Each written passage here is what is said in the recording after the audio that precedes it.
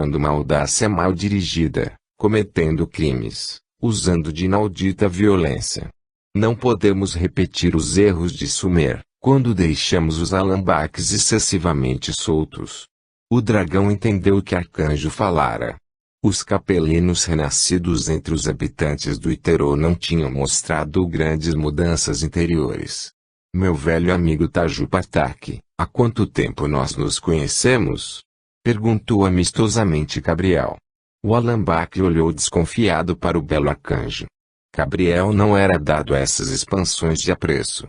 Pelo contrário, sempre fora muito sério, mesmo que fosse justíssimo. Gabriel sorriu, lendo a interjeição estampada no rosto duro do dragão. Colocou gentilmente o braço no ombro do espírito e levou-o para o extremo da sala, afastando-o dos demais guardiães e soldados escravos para conversarem. Ouça bem, meu amigo Taju Partak, é chegada a hora de grandes reformas. Grandes movimentos de transformação interiores e exteriores devem acontecer. Muitos de vocês vieram forçados e nem sabem a diferença entre Atlanteia e a Terra. Você veio porque nosso planeta natal tornou-se insuportável ao seu olhar. Veio à procura de um mundo novo, de um mundo que pudesse construir, em que fosse um elemento de real importância. Não apenas mais um ser no meio de uma multidão. O dragão escutava as palavras de Gabriel sem pestanejar. Seu semblante ficara mais duro. Sabia onde o arcanjo desejava chegar e tinha medo.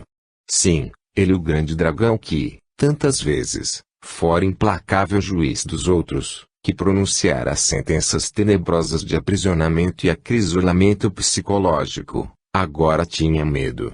Gabriel desejava convencê-lo a renascer. Gabriel calara-se, ao perscrutar o íntimo do alambaque, vira que o velho dragão estava em profundas reminiscências. Sua lembrança voltava-se para Atlanteia há 350 anos atrás, em pleno fim da época dos grandes senhores feudais de Urukian. Taju Partak fora um jovem azul, de origem humilde, cujo nome era então Spirtemoji. Seu pai, trabalhador campesino, não pudera dar-lhe uma instrução completa. Mal sabia ler e contar.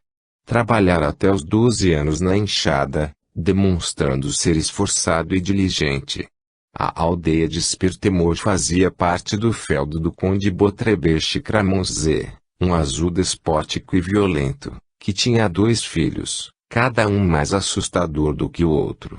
Tinha também uma sobrinha, filha de sua irmã com o senador imperial Urukian, ambos falecidos num trágico acidente, que a maledicência pública dizia que tinha sido encomendado por Kramonze, o perverso, como era conhecido entre seus súditos.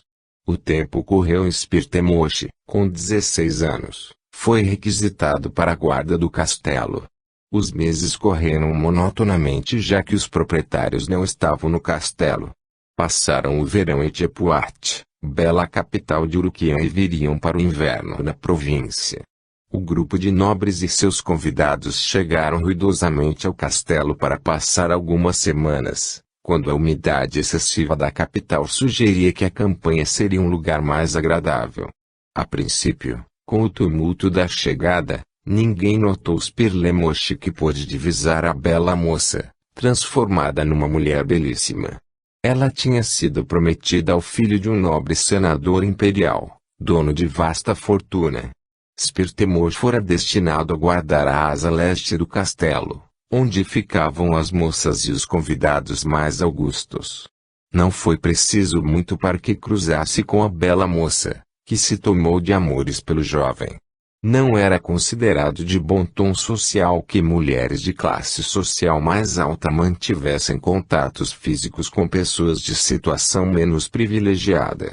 Todavia, uma atração, uma explosão emocional aconteceu entre Spirtemoshi e Minat. A mulher, pouca coisa mais velha, tinha pelo jovem apenas uma atração física, enquanto Spirtemoshi a adorava como se fosse uma deusa. As 2 semanas de férias correram normalmente e Spirtemor visitou o leito de Minat todas as noites, o que só fez aumentar a sua perigosa paixão. Os convivas partiram com o mesmo alarido da chegada. A bela Mainat também voltou para a capital, deixando cheio de saudades. Obviamente, o jovem não conseguia esquecer a bela Azul, que ia desposar o filho de um senador imperial. Durante dias, remoeu sua condição de servo e a injustiça da vida. O jovem atormentado saiu do castelo fortificado em direção a Tepuat, disposto a falar com Bela Minat. Dir-lhe-ia que amava e que estava disposto a tudo pelo seu amor. Jovem e ingênuo, sem educação formal, tendo sido bem tratado pela moça por ser fisicamente atraente, Spirtemoshi partia para uma aventura grotesca. Naquele instante, achava que seria recebido por Minati. Juntos, partiriam para viver seu sonho de amor. O infeliz, além de sonhador, estava obsidiado por forças trevosas que se divertiam às largas, colocando em sua mente imagens distorcidas da realidade. Mainat havia contraído núpcias. Spirtemoshi conseguiu encontrar o palacete da jovem esposa do futuro senador imperial, tendo sido atendido pelos serviçais, que o expulsaram, cheios de desdém. Não satisfeito, voltaria à noite, penetrando sorrateiramente na mansão. Furtivamente, examinou os vários aposentos até que encontrou a jovem de seus sonhos em laço amoroso com o marido. Os dois jovens amavam-se, enquanto Spirtemoshi, completamente fora de si, observava a cena, mordido do mais negro ciúme. O riso franco da mulher era traduzido como sendo deboche por sua própria situação, enquanto que o marido não passava de um usurpador de sua felicidade e do seu leito. Ele entrou no quarto, surpreendendo o casal na sua legitimidade íntima e, munido de uma faca, rápido como um tigre, degolou o infeliz marido. A mulher gritou, urrando de pavor e dor, enquanto que Spirtemoshi, ainda fora de si, rasgava-lhe as tenras carnes com seu punhal duplamente assassino. Os gritos chamaram a atenção dos serviçais que acudiram prestimosos, chegando a tempo para ver Spirtemoshi fugindo, molhado do sangue azul que, esguichando das vítimas, cobrira-lhe os braços e o peito. A polícia interveio celeremente, já que se tratava de nobre figura, e, numa caçada memorável, prendeu Spirtemoshi, infligindo-lhe brutal surra que quebrou um dos seus braços e esmigalhou os dedos da mão direita. Foi jogado num escuro calabouço à espera de interrogatório e julgamento. O fato de as pessoas envolvidas serem de elevada estirpe social trouxe um tempero todo especial ao escândalo. A sociedade atlante passou meses discutindo e relembrando as cenas picantes do crime, enquanto o julgamento e a posterior condenação do réu foram acontecendo. O jovem infortunado foi condenado à morte por esquartejamento. No dia marcado, seus membros foram amarrados a belos cavalos atilantes que levaram alguns segundos puxando com toda a força até que conseguiram arrancar membro a membro de Spirtemoshi. A morte física seguiu seu curso, e o tribunal dos homens é impotente para coibir os abusos do justiciamento espiritual. Assim que morreu, Spirtemoshi foi arrancado do corpo físico por demônios tenebrosos, e levado, semi-inconsciente, para as profundas trevas. Nessas plagas infernais, Spirtemoshi foi submetido aos piores suplícios, torturas e as ignomínias que o revoltaram ainda mais. 25 longos anos passaram-se até que Spirtemoshi voltasse a ter uma consciência plena de sua situação. E foi neste ponto que fez sua opção pelo recrudescimento do mal. Ao invés de suplicar ao Altíssimo novas oportunidades, voltou-se para os dragões e pleiteou ser um deles. Ódio, rancor, humilhação e inveja transformaram Spirtemoshi num demônio de maldade. Não encontrava mais prazer com as cenas de beleza como quando fora criança. Agora, tudo aquilo não passava de tolices infantis, de sentimentalismo piegas. Tornou-se cada vez mais egoísta, somente pensando em suas próprias necessidades, sendo que a maior de todas era esquecer o passado. Sepultar aquilo que passara e criar uma nova personalidade. Foi nesse misto de dor, ódio e rancor contra tudo e todos que nasceu o tenebroso Taju Partaki, infernal dragão, cujo verdadeiro nome em Atlante, Spirtemoche, seria para sempre esquecido. Muitas décadas se passaram e o Alambak tornou-se famoso entre seus pares. Conhecia as técnicas de obsessão melhor do que qualquer outro demônio. Ninguém era capaz de engendrar os mais terríveis crimes entre os renascidos do que Tajupartak, o sinistro.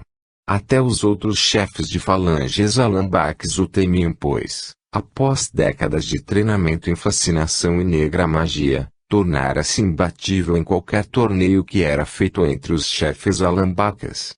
Infligia dores excruciantes a todos os que o desafiavam, sofrimentos esses provocados por descargas mentais nos centros nervosos espirituais. Tornara-se Razidaraka, o grande dragão, um título nobiliárquico de duvidosa procedência só dado aos Alambaks Mor. 200 e poucos anos se passaram e viram Tajupartak cada vez mais se desestimular perante a maldade. O ato de destruir traz um prazer inaudito. E uma explosão de contentamento. É um sentimento diferente do ato de construir, que é lento e, muitas vezes, maçante. Mas destruir durante séculos, sem nada construir, é desertificar a alma. E jogar areia escaldante em ferida aberta.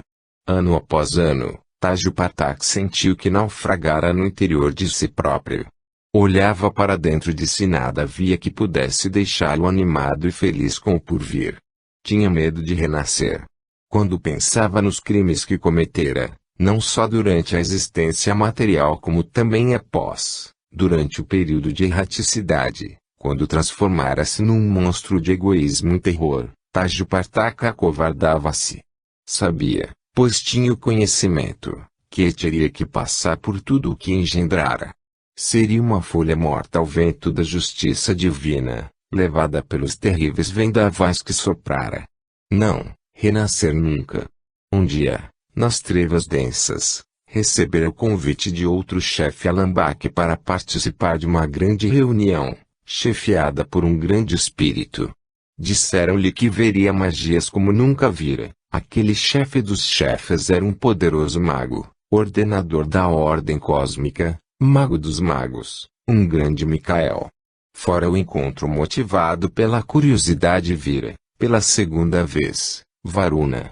Lembrara-se de tê-lo visto quando ainda era um tenebroso obsessor de Katlash. Com seu porte majestoso e seu sorriso belo e franco, Varuna cativara Tajupartak. Ele escutara as palavras de fogo. Haveria um grande expurgo espiritual. A escória espiritual iria para a terra. Havia opções para quem quisesse ficar, renascer e modificar-se. Aqueles que fossem de bom grado tornar-se-iam guias de povos, forjadores de nações e deuses. O convite era irrecusável. Quem não quer tornar-se um deus, um guia, um profeta? Uma pessoa importante, em suma. Renascer em Atlante era inconcebível, mas a terra era um doce refrigério para aqueles corações cansados de sofrer. Doce ilusão. O sofrimento não se abandona num lugar qualquer como roupa velha. É parte do ser. É consequência dos atos humanos, guia que leva o homem a Deus. Vai onde se carrega a desesperança e a falta de amor. Os Alambakas logo descobriram que seriam guias de povos e teriam que renascer para guiar as ovelhas perdidas aos apriscos seguros. Chefes terríveis, como Anis, que se tornaram lendas vivas em Sumer, logo descobriram que a justiça divina sabe ser um torniquete muito mais apertado do que qualquer ódio humano. Não havia como fugir, apenas retardar. Renascer era um fato compulsório, inescapável. Gabriel seguiu mentalmente tudo o que Tajupartak rememorou e disse-lhe, carinhosamente, de modo fraternal: Tajupartak, o convite para o renascimento é inadiável. E natural que tenha que ter uma existência difícil e árdua, relembrando todas as suas quedas morais. Mas vejo que conhece pouco o inexcedível amor divino. Para ele você é o mais importante de todos os seres. Você é a ovelha perdida no aprisco do Senhor. No dia em que unir seus pensamentos aos dele, será recebido como o maior dos heróis. O dragão vinha alterando seu semblante nos últimos 20 anos. Antes em Atlante, Tajupartaca era um abominável ser, híbrido de réptil com o homem Atlante. Aos poucos, à medida que modificava seu interior, sua parte externa mostrava-se mais humana, menos animalesca. Ultimamente era capaz inclusive de sorrir, quando antes, se muito, podia-se classificar aqueles rictus facial como um esgar. Ao escutar as palavras de Gabriel, Tajupartaca começou imperceptivelmente a modificar seu semblante ainda muito animalizado. Será que serei obrigado a passar por tudo o que provoquei durante esses anos todos? O poderoso Tajupartaca já não tinha a mesma empáfia ao externar seus receios a Gabriel. O grande chefe dos guardiães declarou brandamente: meu irmão e amigo Tajupartaca, ninguém foge da justiça de Deus. Entretanto, o amantíssimo Pai é rico em oportunidades e não nos cobra a perfeição de uma única vez. Ao renascer aqui no Vale do Iterô, você ajudará seus irmãos a unir este país, transformando-o politicamente. Deverá, no entanto, pagar um preço por este ato político. Existência após existência, irá alterando a sua essência, aproximando-se do Ser Supremo e, cada vez, como se fosse uma roupa velha, gasta e inaproveitável, jogará fora uma parte de seus defeitos, tornando-se quite com a justiça divina. Tajupartaca parecia querer a renovação interna, mas 200 anos de demoníaca atividade não podem ser descartados num único solavanco da vontade. É preciso mais. Tajupartaca lutava interiormente entre seu medo de voltar a falhar e a necessidade de mudança. Fechou as pálpebras numa espécie de prece silente e pensou em Deus. Que forma haverá de ter Deus? Como se parece? Para Tajupartaca, o ser mais perfeito que vira fora Varuna, o grande Micael. E deste modo o dragão pensou nele. Aos poucos, uma luz foi desenhando-se perante o grande dragão que, abrindo os olhos, assustou-se com a espécie de nuvem que tomava forma. Em menos de 10 segundos, de dentro da nebulosa, apareceu a figura majestosa, ao mesmo tempo, boa e gentil, fraterna e amistosa de Micael. Irmão Tajupartaca, você foi escolhido, desde Sumer, para ser o guia dos habitantes do Iterô. Inicialmente, precisarão de seus conselhos, de seu poder e de sua magia. Depois, poderão andar com suas próprias forças.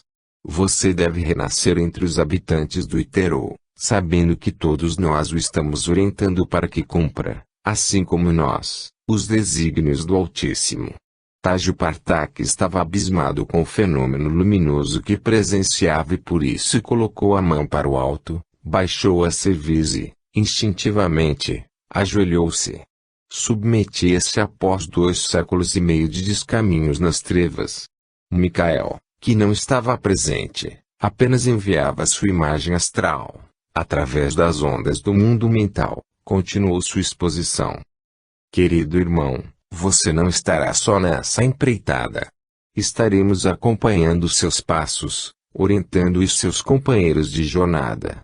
Além disso, seus amigos de capela, exilados também, irão acompanhá-lo. Confie nos superiores, e, principalmente, no nosso Pai amantíssimo, sem o qual todos nós seríamos incapazes de qualquer ato que fosse. Sim, que seja feita a sua vontade, poderoso Micael. Tomarei sobre mim as vestes espirituais, uma nova carne que esconderá do mundo a minha vilania. Não entendo, contudo, porque os superiores escolheram a mim, um alambaque, para ser guia de um povo. Deveriam ter escolhido alguém à altura para tal tarefa. Não posso crer que, entre os superiores, não exista alguém mais capaz do que eu para fazer o que desejam. A figura de Micael cresceu, tornando-se mais nítida, falando com grande docilidade. Deus provê, meu amigo e irmão, mas exige que cada um se esforce para conseguir o que almeja. Os que estão acima, ajudam os que estão abaixo. Entretanto, em momento algum, poderão fazer o que lhes cabe executar. A criança deve fazer os deveres de casa, mesmo que a mãe possa tirar dúvidas e ajudá-la nas primeiras atividades. A mãe que, no entanto, fizer tudo pelo filho, prejudica-o. Ele nunca aprenderá a se tornar independente, esperando que façam as tarefas que lhe competem executar. Micael estava quase materializado naquele plano e transmitia seus ensinamentos de modo muito doce. Tajo Patak sabia que aquela docilidade, no entanto, demandava obediência. Micael prosseguiu sua explanação. Temos um sem número de candidatos que desejam renascer para ajudar os habitantes do Iterô, assim como os demais.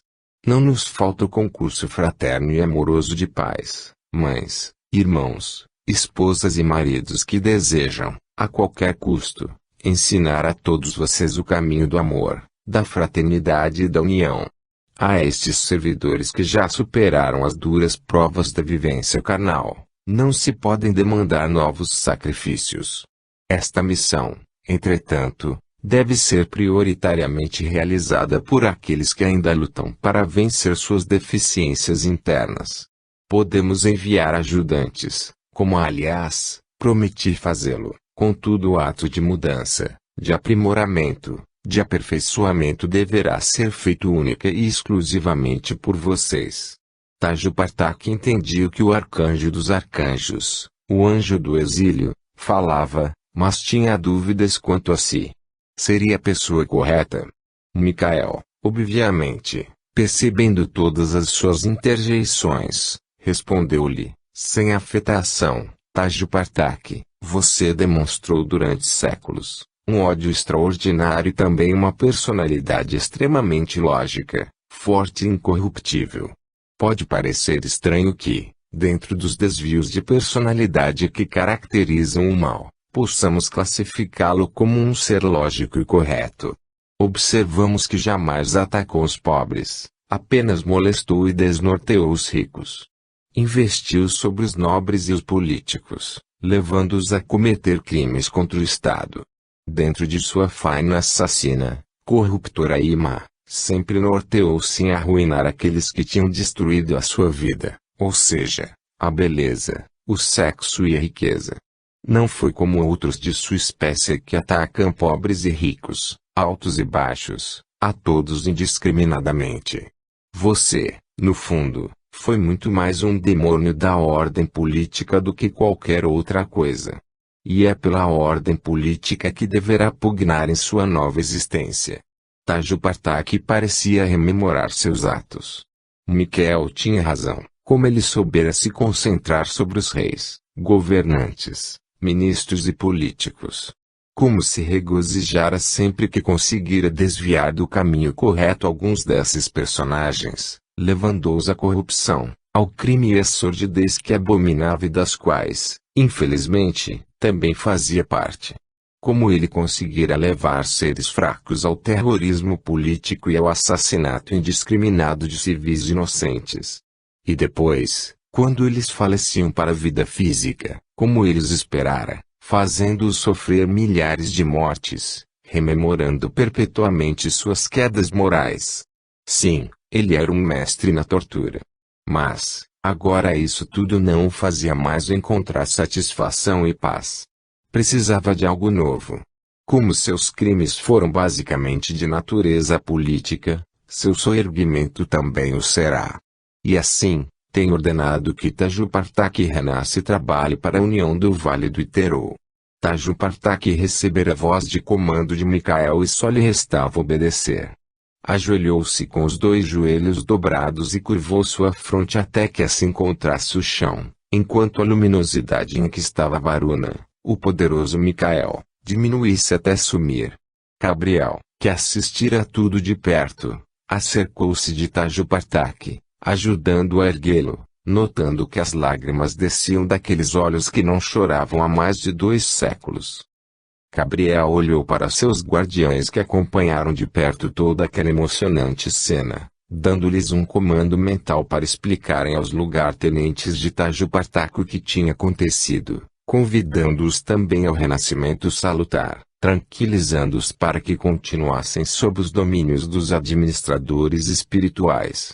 Os soldados escravos haviam visto a figura de Varuna e haviam se ajoelhado perante o grande Deus. Gabriel segurou gentilmente o braço direito do dragão com sua mão esquerda e volitou suave e rapidamente para uma grande instituição socorrista. Naquela mesma manhã, Tajo Partak dava entrada no pós-tomado coração divino que o prepararia para o renascimento. O Alambak Tajo Partak já não mais existia. No seu lugar, uma nova e magnífica pessoa iria desenvolver-se. Junto estavam renascendo 8 lugar-tenentes e mais de 60 soldados escravos que haviam servido em sua legião, todos devotos seguidores de sua magnética personalidade. Uma nova era começava a nascer no Vale do Iterô, a Era dos Deuses. Capítulo 3. O Vale do Iterô, o Egito comunidade, Estado e país, nação e povo, ainda não existia. O Egito era chamado por seu povo de Kemet, Terra Negra, e também de Tanotri, Terra dos Niters, deuses ou de Tameri, Terra Amada. Desde a primeira catarata até o mar Mediterrâneo, numa faixa estreitíssima de terra, corria placidamente um rio denominado pelos seus habitantes de Terô, representado pelo deus Api, um homem gordo e bonachão, calçado de sandálias. Quando o rio enchia, os habitantes locais chamavam aquele fenômeno de Nili, ou seja, cheio do rio. Mais tarde os gregos chamariam Iterô de Nilo. Shajengur havia tido 3 filhos, sendo que o mais novo fora criado por Urmina. A bela irmã de Shajengur, ainda virgem, tinha um apego muito grande pelo seu sobrinho. O menino era belo, com olhos cor de mel, estranhos para os sumérios. Seus cabelos pretos, longos e levemente encaracolados, davam-lhe a expressão doce e suave. Na realidade, Urbaoa não era nada do que se podia imaginar. Tratava-se de um espírito de grande inteligência e saber que enveredara pelo caminho do crime em Atlante. Urbaoa havia sido, em Capela, mais especificamente numa das repúblicas da Confederação Norte-Ocidental, um grande engenheiro civil, tendo construído prédios belíssimos, estradas maravilhosas e desviado rios caudalosos para canais que, suavemente, serviam de navegação e de irrigação. Todavia, esse engenheiro formidável levara uma vida moral execrável, o que acabou por redundar na sua deportação para a terra. Viera junto com o pai e tios de Sumer, quando tinha 3 anos de idade. Pouco ou nada se lembrava daquela aventura. Crescera em Amari, quando o pai morrera, com 45 anos, já era um homem, casado com uma bela jovem, Anukis, descendente também dos imigrantes sumérios e capelina de origem. Urbaoa tornara-se um adulto participante na crescente comunidade. Sempre tinha soluções únicas e, aos poucos, à medida que crescia, foi se tornando um importante membro de Amar. O tio Mebarajesi, com seus filhos e netos, também formava um clã bastante amplo. Mebarajesi mudara-se para o interior do delta do Iterô, tendo aterrado certas áreas e ampliado com seus filhos e os outros habitantes a aldeia de Peroadjet. Continuaram a manter estreita a relação de amizade entre si. Mebarajesi amava seus sobrinhos, especialmente o menor que parecia ser o mais brilhante e alegre. O primeiro filho de Urbaoa nasceu, trazendo alegria aos pais. Urbaoa era muito querido de Mebarajesi e o tinha ajudado muito a aterrar os mangues do delta do Iterô com ideias geniais, de forma a poder não só aproveitar as terras aráveis como a fundar a aldeia de Peroadjet. Com o nascimento do primogênito de Urbaoa, Mebarajesi e seu clã foram até Amar para um grande banquete de celebração. Amar ficava numa pequena elevação às margens do rio, de tal modo que nunca tinha sido inundada, tendo cerca de 15.000 habitantes, e crescera desordenadamente, como só havia de acontecer naqueles tempos primitivos. Urbaoa tinha uma casa confortável, com uma grande área externa que dava para o Iterô. Urbaoa fizera uma casa bastante grande, adorava espaços abertos. Sua casa era única com um grande jardim interno, abrigado do vento que, vez por outra, soprava do deserto da Líbia. Eram mais de 80 pessoas, entre familiares, Amigos e serviçais que festejaram por 2 dias o nascimento do mais novo dos descendentes dos emigrantes de Sumer. Olhando para aquele bebê rechonchudo, gordinho, cheio de dobrinhas e covinhas deliciosas, de 2 meses de idade, dormindo mansamente, ninguém era capaz de reconhecer o terrível Alambakta Jupatak. No meio da festa, Urnina, ainda viva e bela nos seus 38 anos, ao segurar no colo o belo infante, estremeceu. Seus olhos turvaram-se e, como era de seu hábito, vaticinou. Nesses momentos, sua família e todos os que se congregavam, pararam para escutá-la. Ela fora sacerdotisa do deus Bel que os levara de Sumer para o vale do Iter onde encontraram a terra de paz. Fora a escolhida dos deuses e seus vaticínios nunca foram em vão. Tudo o que predissera aconteceu. Esta criança a tornar-se-á um deus famoso, conhecido pelo mundo inteiro nos próximos milênios. Unirá o que está disperso. Alimentará os que têm fome. Tornar-se-á um sol para os seus súditos. Os participantes ficaram calados. Que estranha profecia! Qual seria o significado daquilo tudo?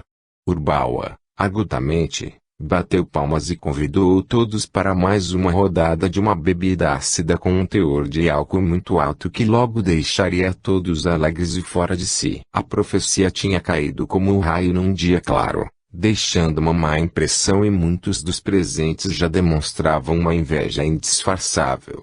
Urbawa não queria que os demônios da noite fossem atraídos pelas más vibrações mentais dos presentes para o pequeno filhote, por isso, liberou o máximo de bebida disponível. Durante os anos que se seguiram, a criança cresceu, tornando-se forte e muito alta. O pai, Urbawa, tinha cerca de 1,75 m, o que já era considerado alto, e esse era o cognome do filho, alcançava os 2,5 m. Seu verdadeiro nome era Aurakli, mas todos o chamavam de A. Sua força muscular era impressionante e a rudeza de suas brincadeiras infantis e, posteriormente, de jovem homem, era sobejamente conhecida dos amigos. Mas, sabia ser terno e gentil quando desejava, conquistando com afeto e confiança. Nunca traía a palavra empenhada e impedia as injustiças entre os garotos. Tinha alçado a maturidade física e psíquica aos 21 anos. Nessa época, seu pai tinha 42 anos. Tinha uma força e tamanho descomunais para a época. Sua musculatura pronunciada e ressaltada era de chamar a atenção de todos. Sua força física era descomunal, mas não era normal ou sobrenatural. Mesmo que, no futuro, as lendas exagerassem seus feitos. O Iterô nasce no coração da África, recebendo água de vários rios. Era normal que enchesse e transbordasse do seu jeito todos os anos. Entretanto, naquele ano em que tinha alcançado a idade de 22 anos, o rio encheu de maneira surpreendente. Foi uma enchente lenta, gradativa, que, no início, não assustou ninguém. O rio costumava subir de 5 a 6 metros, chegando até mesmo a 7 metros no delta, o que proporcionava excelente amplitude de alagamento. Naquele ano, quando ainda faltavam 3.600 anos para que Yeshua ben Yosef nascesse em Beit Lechem, o Iterô abusou de seu poder, subindo 15 metros acima do seu nível normal. No vale, mais ao sul, chegou a subir mais de 20 metros. A enchente, dessa vez, foi violenta e terrível, não perdoando as aldeias que estavam muito próximas. Urbawa notou que o rio estava subindo além do normal e, inteligente e prático como era, ordenou que todos se retirassem de casa, procurando os pontos mais altos. Numa distância não superior a 10 quilômetros no nordeste, existia uma falésia, que alcançava os 60 metros e, a partir daquele ponto, o deserto da Arábia, também chamado de deserto oriental, tomava conta da paisagem. Ordenou que todos fossem para lá. A sua família obedeceu, já outros acharam que ele era um exagerado e que o rio não chegaria à altura de Amar, que ficava a mais de 10 metros do nível normal. O rio encheu até o seu limite e pareceu estagnar por algumas horas, mas, de noite, sem nenhum aviso, continuou enchendo e alcançou a Mar e outras aldeias com bastante força. Não se tratava de uma correnteza terrível, apenas água não mais acabar que, com sua força aumentada, arrastava e destruía tudo o que encontrava. Nada de sobrenatural, nem de extraordinário. Todos os grandes rios, vez por outra, manifestam enchentes além do normal. Um fenômeno natural. Para os habitantes do Iterô, porém, era um mau agouro dos deuses. Um castigo tenebroso. Para Urbawa, a enchente que destruíra Mar e Perodjete, além de outras cidades, não era uma maldição dos deuses. Urbawa não era um crente, na acepção da palavra. Acreditava num único Deus. Não tinha tempo para pensar nesses assuntos ou não se dava o tempo de pensar sobre a divindade. Prático como era, pensou logo em reconstruir tudo o que perdera. Mais de 4.000 pessoas acompanharam Urbawa na falésia. À noite, em volta da fogueira, reuniram-se 12 homens, todos de origem capelina, para deliberar sobre o futuro. Pelo fato de ser filho de Urbawa, e apenas por isso, participava da reunião. Havia, por parte dos presentes, um certo receio de tanto pela sua envergadura e descomunal força física como por um indefinível sentimento que todos tinham por sua pessoa. O corpo astral dos renascidos emana uma vibração que é captada pelos demais, podendo resultar em simpatia, quando se trata de pessoas que magneticamente se atraem e complementam, ou profunda antipatia, quando acontece o inverso. Com era a forte vibração de maldade, poder e força mental que emanava de seu ser e deixava a maioria com receio dele. Existiam muitos jovens, todavia, nascidos em épocas próximas do nascimento de que simplesmente o adoravam como se fosse um deus. Eram todos seus antigos comparsas das falanges alambaques que ele governara no passado. A reunião começou muito tensa. Todos tinham perdido tudo e a mar não existia mais. Era um mar de lama, com muitos mortos, homens e animais afogados. As terras cultivadas foram destruídas. Toda a canalização, que tinha sido desenvolvida durante anos, fora totalmente perdida. Começaram falando de ira dos deuses, dos azares da vida, da morte de fulano e cicrano. Como homens normais, perderam tempo discutindo o já acontecido como se pudessem fazer o tempo recuar e o desastre ser evitado. Urbawa, igual a qualquer outro ser humano normal, também lamuriou-se do acontecido. No entanto, foi o primeiro a ir direto ao cerne do problema. Precisamos pensar em reconstruir tudo. Todos concordaram, meneando a cabeça. Tenho medo de que, dentro de alguns anos, o rio volte a encher e tudo o que fizermos hoje seja inútil. Os homens olharam para Urbawa. Havia dúvidas e medo nos seus olhares. Viver é sempre difícil e as incertezas do amanhã levam os homens aos deuses e às superstições. Por ano, esperemos que isso jamais aconteça, disse um dos presentes, descendente de Sumério, adorador de Anu. Mas pode acontecer. E aí, o que faremos? Perguntou um dos presentes, mais realista.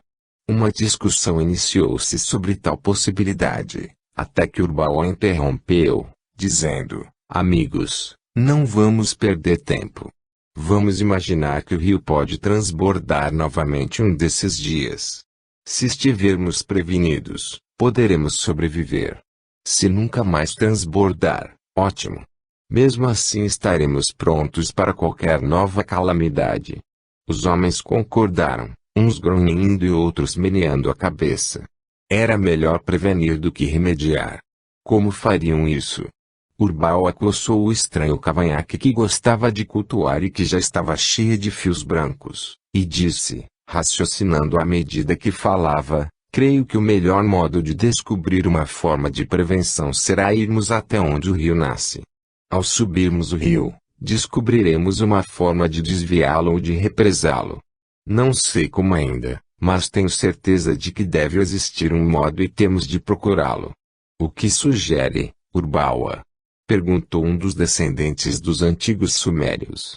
Sabe, meu amigo, a melhor maneira de conhecer um problema é ir até sua fonte. Sugiro que devemos subir o rio e conhecê-lo em toda a sua extensão. O máximo que conhecemos até agora é Nubit. Precisamos ir além. Subir o rio o máximo que pudermos. Quanto mais o conhecermos, melhor. Os homens olharam para Urbawa com incredulidade.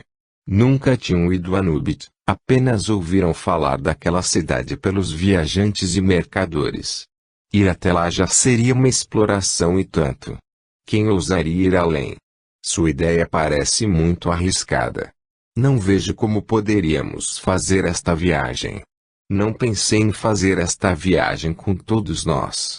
Imaginei que um grupo pequeno iria subir o rio, fazendo as sondagens necessárias. Depois de conhecermos a extensão dos problemas, é que iremos estabelecer um plano de ação. Os homens olharam uns para os outros. Se Urbawa quiser ir sozinho, não haveria problemas, não fariam nenhum esforço para acompanhá-lo. Urbawa notou a disposição desalentada dos homens, o mesmo acontecendo com Ar, que tinha ficado calado e resolvera falar naquele instante. Irei com você, Pitar, e posso levar também uns 10 amigos que tenho certeza de que poderão acompanhar-me. Os descendentes de sumérios chamavam seus pais de Pitar, que era a palavra suméria para pai. A língua suméria era proto-indo-europeia, levemente parecida com as indo-europeias, como o sânscrito e o latim. Havia, pois, algumas palavras idênticas ou bem parecidas entre essas várias línguas de origem comum, entre elas o verbete pai, sendo Pitar em sumério, em sânscrito, em persa e, finalmente, parecido com o latim pater. Não sei se será preciso tanta gente, porém sempre será interessante se pudermos formar um grupo bem armado contra animais e ladrões. Empolgado com a resposta positiva do pai, interrompeu com sua voz grave e alta, acho essa exploração necessária, e até mesmo fácil de ser conduzida. O que me preocupa é saber que não temos sementes para uma nova plantação. Isso sim é que é terrível. Sem sementes não haverá colheita, e sem ela, morreremos de fome. Os homens, subitamente, olharam-se e se deram conta de que a enxurrada levara tudo, inclusive os grãos. Sempre prático, muito mais imediatista do que o pai, levantar o pior dos problemas. Sem sementes, não haveria plantação. Além disso, poucos animais foram salvos, o que significava dizer que deveriam ser atidos para alimentar os seres humanos. Era fundamental que eles encontrassem grãos, tanto para comer como para plantar, enquanto que a maioria dos homens deveria voltar à caça para ajudar na alimentação. Quanto aos grãos, podiam ser adquiridos em Global, entretanto não havia nenhuma mercadoria para trocar. Sabia disso, pois enquanto os homens estavam discutindo a maldição dos deuses, passaram o tempo pensando em aspectos mais graves do problema. A enchente deve ter sido mais terrível para o sul. Quanto mais subirmos ao norte, mais as águas devem ter se espalhado na planície e, provavelmente, devem existir lugares, pequenas aldeias, que foram pouco ou nada atingidas. Se isso de fato aconteceu, poderemos encontrar grãos nessas aldeias. Devemos procurar por esses lugares e tentar negociar grãos e animais. Se não encontrarmos, teremos que ir procurar grãos onde nossos pais e avós encontraram. Além do deserto do sul, havia um brilho de orgulho nos olhos de Urbawa quando olhava para seu filho era um líder nato. Ficou estabelecido que 2 dos presentes iriam procurar grãos nas aldeias do norte, especialmente em Peroadjet. Os outros, com exceção de Urbawa, ficariam para reconstruir a mar, refazer os canais, nivelar os campos para uma futura plantação e providenciar tudo o que fosse necessário para a retomada da vida normal. Urbawa e iriam subir o rio em direção ao sul para descobrir o que fazer para impedir que as águas furiosas do Iterou viessem a destruir novamente a mar e os seus ricos campos de trigo, cevada e sorgo. Conversou com os amigos e, muito antes que pudesse escolher ou convidar quem iria, já tinha um grupo de 22, de idades que variavam de 12 a 20 anos. Os pais não puderam refrear os mais velhos, e só impediram 3 garotos de 12 e 13 anos de viajarem. O rio ainda estava muito alto e era preciso esperar que o nível baixasse. O que naturalmente eles não sabiam era que as chuvas no coração da África, onde nasce o Iterô, tinham caído de forma muito mais pesada do que nos outros anos, e ainda levaria um par de semanas para amainar. Foram 2 semanas difíceis. O grupo estava acampado de modo precário, sem tendas, sem quase nenhum conforto, à espera de as águas baixarem. Quanto mais esperavam, mais Urbawa se convencia de que era preciso encontrar uma forma de impedir que tais fatos viessem a acontecer no futuro. Quando, finalmente, as águas começaram a voltar para seu leito, após quase 18 dias de enxurrada, os grupos começaram a movimentar-se. Naqueles dias duros, a comida foi basicamente da caça de pequenas aves, de pequenos crocodilos que estavam à beira do Iterô e um grande elefante que fora morto após dificílima contenda. Até o início do 3º milênio, especialmente no Vale do Iterô, ou seja no delta do rio, existiam algumas manadas de elefantes e hipopótamos. A caça desenfreada fez os elefantes desaparecerem do Vale do Iterô já no Médio Império. Urbawa, e mais 19 rapazes robustos e preparados para o que desse viesse saíram das falésias perto de Amar em direção ao sul. Começaram margeando o Iterô.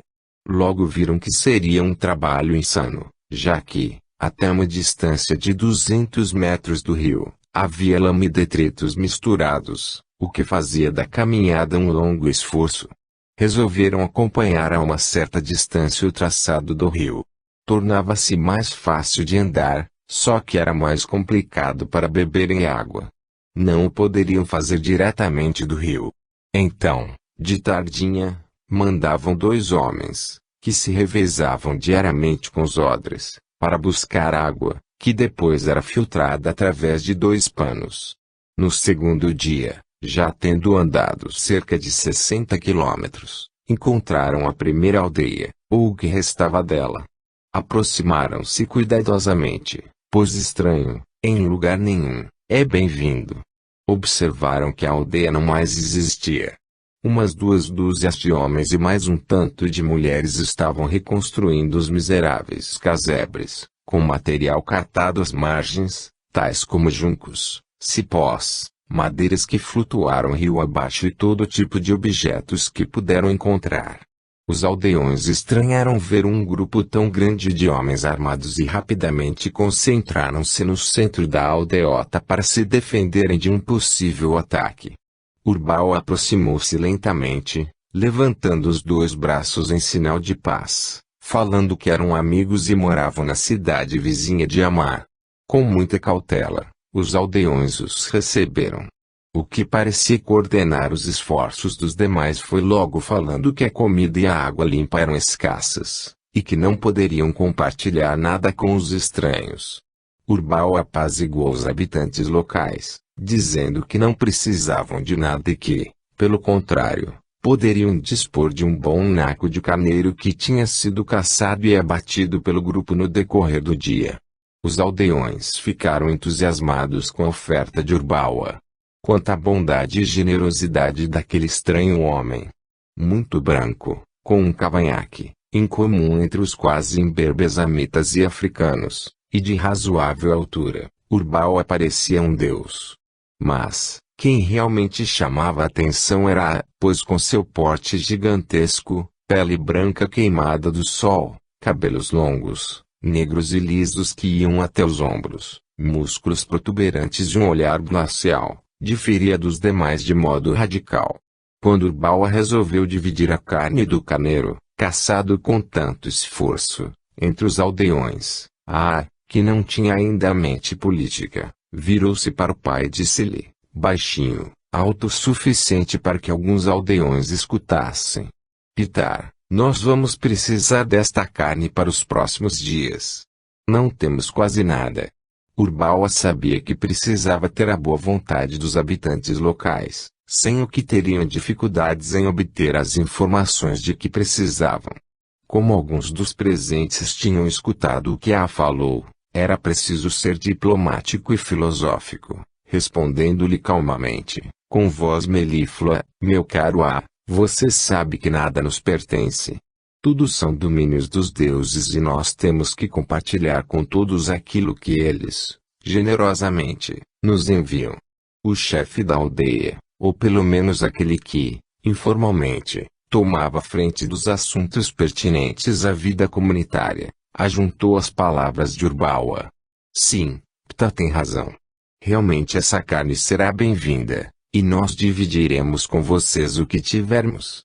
A chamar Urbawa de Pitar, ou seja, pai em sumério. O chefe do clã não conhecia a língua suméria e para ele, aquela palavra devia ser o nome daquele homem. Pitar, numa língua gutural como o quemetense, derivado do amita, virou Ptah, sendo o H falado do fundo da garganta como se fosse um R, e o I aglutinado ao próprio P. O P e o F eram também pronunciados de forma muito próxima, podendo ser facilmente confundidos. Deste modo, Ptah ou Ftah passaria a ser a cunha de Urbawa entre os quemetenses. Naquela noite, junto a uma fogueira, os aldeões de Urbawa, agora chamado por todos de Ptah, comeram o magro carneiro, acrescido de mais alguns legumes e poucos grãos. Ptah, muito curioso, foi perguntando sobre tudo o que existia em volta, além do comportamento do rio, suas subidas, até onde ia. Acompanhava a curiosidade do pai, memorizando tudo que os aldeões falavam. No outro dia, partiram cedo, aos primeiros albores, para uma civilização que só tinha o fogo como luz e era conseguido com bastante dificuldade. A claridade era motivo de grande alegria que expressavam sempre deificando o sol. Andaram durante 4 horas, parando por alguns instantes para beber ou caçar algum animal ou ave. Perto de meio-dia, viram outra pequena aldeia ou que sobrara dela, e aparentemente não havia nenhuma pessoa viva por perto. Deram a volta e continuaram andando. Durante vários dias, o grupo encontrou aldeias destruídas e poucas pessoas. Após 15 dias de andanças, sempre beirando Iterô, Ptah e A encontraram um povoado maior, encrustado nas baixas falésias laterais do Iterô. Tina era uma aldeia com 2.000 e poucos habitantes que escaparam ilesos, já que tinham ficado na parte mais alta das margens do rio. Os habitantes de Tina receberam Ptah e A com reservas, mas nada tentaram contra o grupo. A maioria dos moradores tinha ficado impressionada com o tamanho descomunal de A, e nos próximos dias iriam correr histórias inverossímeis a respeito dele na aldeia. Esse semideus deveria ser lisonjeado e seu pai, um homem incomum como estranha babicha, um cavanhaque deveria ser enaltecido. Nunca se sabe o que os deuses quando estão na terra podem fazer. Naquela noite, Ptah dialogou longamente com os habitantes de Tina. Descobriu que, muito antigamente, a aldeia ficava do outro lado do rio, e que, por várias vezes, fora arrastada por fortes enxurradas do Iterô, até que a construíram no local mais alto do lado oposto. Ptah soube que no outro lado existia uma caída natural do terreno, pouco antes do grande deserto de areia. Um dos mais antigos dissera que seu avô falara de um lago que surgia e desaparecia de acordo com o nível da água. Ptah ficou muito interessado e resolveu que iria visitar aquele local na primeira oportunidade. Na manhã seguinte, após um frugal desejum feito de papa de cevada, o grupo partiu de Tina em direção a Nubit. Durante 6 dias, o grupo andou com grandes dificuldades em terreno enlameado e destroços provocados pela inundação excessiva. Subitamente, um dos sentinelas postados mais à frente do grupo, veio correndo para avisar que havia algo de muito errado numa aldeia adiante. Ptah e A foram juntos com o sentinela para ver o que estava acontecendo. Esgueiraram-se até um local adequado de onde descortinava-se o que restava da aldeota.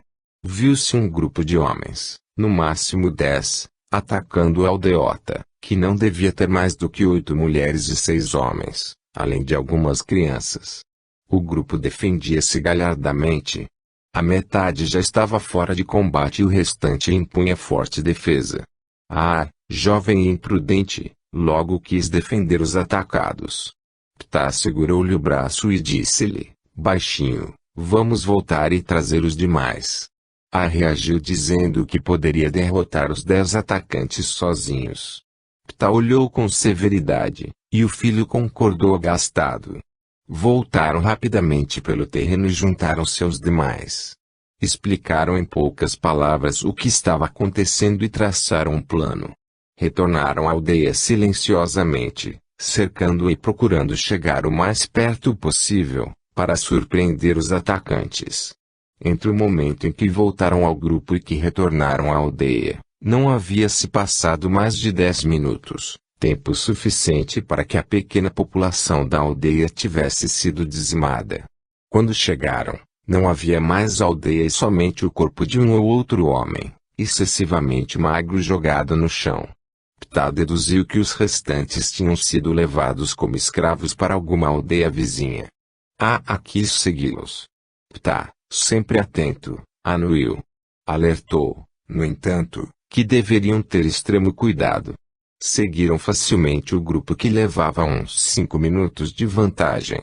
Em menos de 3 minutos, avistaram os 10 homens, que andavam lentamente na planície, beirando o Iterou. Acelerou o passo e em menos de 1 minuto, eles estavam a poucos metros deles. Estranhou que os atacantes estivessem carregando os demais. O mais lógico seria fazê-los andar. Por que matá-los e carregá-los? O sangue gelou nas veias de Ptah. Logo entendeu o que estava acontecendo. O grupo atacara a aldeia à procura de comida. A população da aldeota iria virar o jantar e o almoço dos atacantes e de suas famílias. Eles tinham virado ou estavam para virar canibais forçados pela fome. Ptah chamou a que tinha se adiantado alguns metros do pai e explicou-lhe o que estava sucedendo. Não os ataque agora. Esses infelizes viraram canibais e precisamos destruir toda a tribo. Não podemos permitir que o canibalismo continue. Corremos grandes riscos de voltarmos à mais terrível barbárie. Você tem certeza do que está falando? Não é possível que isso seja a verdade. Vamos segui-los de perto e descobrir o que pretendem. Se forem mesmo canibais, logo descobriremos e os atacaremos. Não podemos permitir essa desgraça nas nossas terras. Chamou calmamente seu grupo e explicou-lhe o que estava acontecendo. Ficaram revoltados, desejando destruir imediatamente os invasores. Já mais disciplinado, deu ordem para apenas seguir cuidadosamente o grupo até a aldeia. Durante mais de meia hora, o grupo de atacantes com seu fardo macabro foi se arrastando sob o inclemente sol até umas grutas que estavam incrustadas em falésias altas que margeavam distantemente o rio. Naquele lugar, instaladas de forma improvisada, na entrada de pequenas grutas, estavam umas 12 famílias, que receberam os 10 guerreiros de forma alegre e descontraída. Era como se o grupo estivesse voltando de uma caçada com belos antílopes. Ptah, que os observava à distância, deduziu que já estavam alimentando-se de carne humana há algumas semanas, já que não demonstravam mais repulsa de nenhuma espécie. As mulheres atacaram os cadáveres com rapidez, destrinchando os corpos, fatiando-os e colocando-os em estacas que seriam levadas ao fogo. E seu grupo de guerreiros espreitavam com o coração opresso, o estômago revoltado e uma raiva crescente na mente. Ptah conversou com mostrando-lhe a melhor técnica de atacar o grupo e disse-lhe, vá e mate todos, até mesmo as crianças. Ninguém deve alimentar-se de carne humana e sobreviver. Aí seus amigos circundaram o pequeno acampamento e atacaram furiosamente. Não houve efetivamente resistência. Aqueles homens esquálidos e malnutridos não eram páreo para o gigante e seus amigos. Gritos de medo das mulheres misturaram-se com o choro das crianças e as imprecações dos homens. 5 terríveis e longos minutos passaram-se e tudo estava acabado. Os homens e mulheres mortos, assim como as crianças, mesmo as mais tenras. Seguiu-se, então, um ritual macabro. Todos os corpos foram jogados no Iterô, inclusive daqueles que já tinham sido destrinchados para ser assados. O rio estava a uns 200 metros do local, o que exigiu esforço